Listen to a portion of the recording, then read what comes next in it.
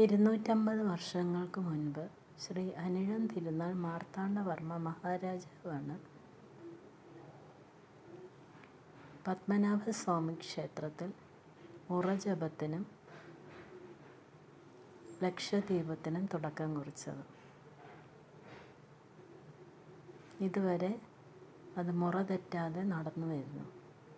6 വർഷത്തിലൊരിക്കലാണ് മുറജപവും ലക്ഷദീപവും നടത്തി വരുന്നത്. തലസ്ഥാന നഗരം 2 മാസത്തോളമായി വേദമന്ത്രോച്ചാരണങ്ങളാൽ ഭക്തിസാന്ദ്രമാണ്. 2025 നവംബർ 20 മുതൽ ആഘോഷ നിറവിലാണ് തലസ്ഥാന നഗരം. അത് അവസാനിച്ചത് 2026 ജനുവരി 14 ലക്ഷദീപത്തോടുകൂടി.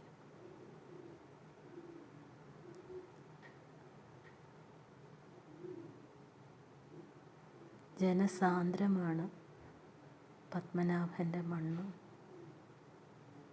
അമ്പലവും അമ്പലമുറ്റവും.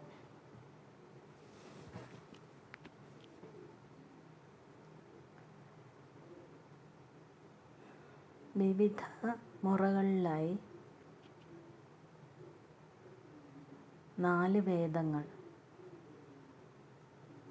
ഋഗ്, യജുസ്, സാമ, അഥർവ വേദങ്ങളും സൂക്തങ്ങളും പുരാണങ്ങളും വിവിധ മുറകളിലായി ഇവിടെ ജപിക്കപ്പെടുന്നു.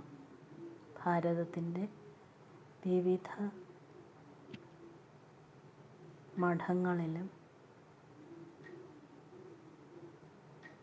മഠങ്ങളിലുള്ള വേദപണ്ഡിതന്മാർ, പുരോഹിതന്മാർ ഈ മുറജപത്തിൽ പങ്കെടുക്കുന്നു.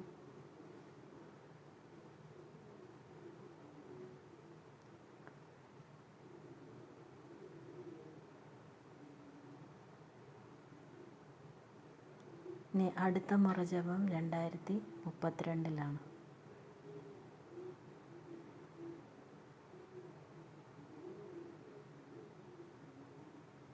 ഭക്തിസാന്ദ്രമായിരുന്നു നാടും നഗരവും.